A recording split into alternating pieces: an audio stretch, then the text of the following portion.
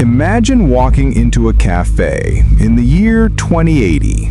The barista looks about 25. The customer ordering a latte, also 25. The grandmother sitting in the corner FaceTiming her grandkids? Yep, she looks 25 too. No wrinkles, no gray hair, no signs of aging anywhere, just endless youth. Sounds like science fiction, right? But what if I told you that scientists today are already working on technologies that could freeze or even reverse aging? Could we be the last generation to grow old the way our parents and grandparents did? Or will humans soon reach a point where looking 25 forever isn't just a dream, but an option? Stick around, because by the end of this video, you'll see why the end of aging might be closer than you think. Point 1. The science of why we age. First, let's talk about why we even age in the first place. Our bodies are like complex machines, and over time, things start to break down. Every time your cells divide, the protective caps on your DNA, called telomeres, get shorter. When they get too short, your cells stop working properly. Add in damage from free radicals, stress, poor lifestyle habits, and it's no surprise we wrinkle, weaken, and slow down. But here's the twist. Scientists now see aging not as an unavoidable destiny, but as a disease process. And diseases can be treated. Point 2. Telomeres and the fountain of youth gene. You might remember Elizabeth Blackburn, who won the Nobel Prize for discovering how telomeres affect aging. Researchers found that by extending telomeres, they could actually make cells act young again. In lab experiments, scientists have rejuvenated old cells, literally rewinding their biological clocks. Imagine if that same technology could one day be applied to humans. Would you take a cellular reset pill every 10 years to keep your body at peak performance? Comment below, because I'm curious which of you would sign up for that. Point 3. Senolytics. Killing zombie cells. Another major breakthrough comes from something called senolytics. These are drugs designed to eliminate zombie cells, the old, damaged cells that refuse to die. Zombie cells don't just sit there, they actually harm healthy cells around them. Clearing them out in mice has led to longer lifespans and stronger, healthier bodies. Now imagine, instead of a facelift, you just take a senolytic treatment, and your skin, muscles, and organs function like they did decades earlier. That's not just cosmetic, it's a total body upgrade. Point 4. The rise of gene editing and CRISPR. You've probably heard of CRISPR, the gene editing tool that's been making headlines. Originally designed to fight genetic diseases, CRISPR is now being explored for longevity. In experiments, scientists have extended the lifespans of animals by tweaking certain aging genes. The question is, will humans one day edit their DNA not just to avoid illness, but to maintain youth? Picture parents walking into a fertility clinic and saying, "We'd like our child to have a 200-year lifespan, please."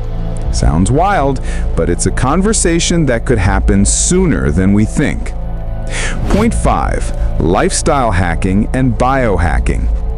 Of course, while the cutting-edge tech develops, some people aren't waiting around.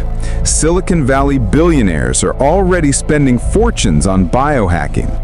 Take Brian Johnson, a tech entrepreneur who spends millions every year trying to reverse his biological age with strict diets, experimental therapies, and constant monitoring.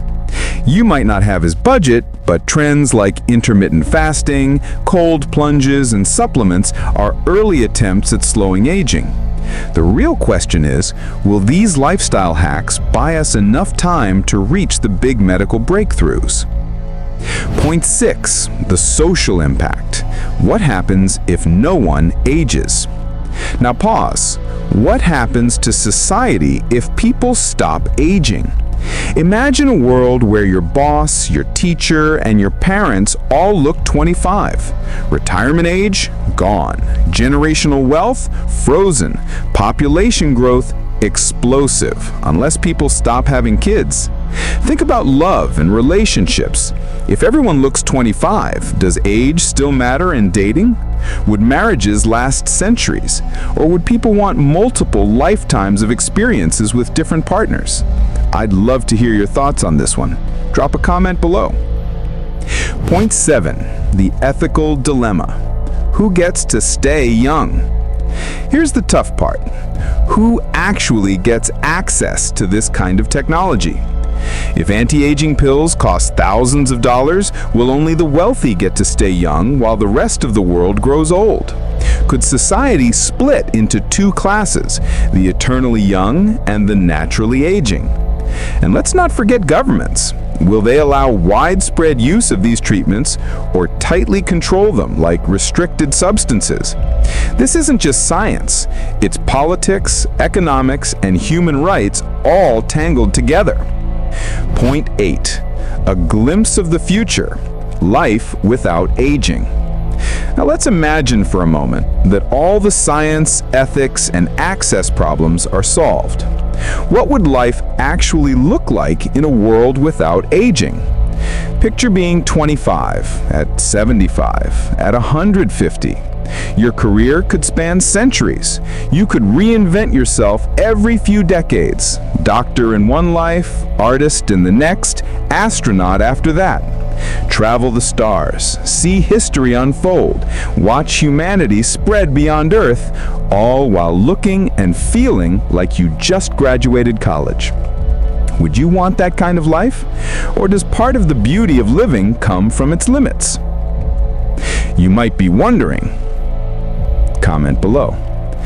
Machines, zombie cells, fertility clinic scenario, etc. So, will people one day look 25 forever? Right now, the science is pointing us closer than ever to the possibility. Telomere therapy, Senolytics, gene editing, and biohacking are all pieces of the puzzle. Whether it happens in 20 years or 200, the idea of ending aging is no longer pure fantasy. But here's the bigger question. If we can live forever young, how will we choose to live? That decision isn't just up to scientists, it's up to all of us. So what do you think? Would you take the chance to stay 25 forever? Or do you believe aging is part of what makes us human? Comment below. I'd love to hear your perspective. And of course, don't forget to like, share, and subscribe for more videos about the future of humanity.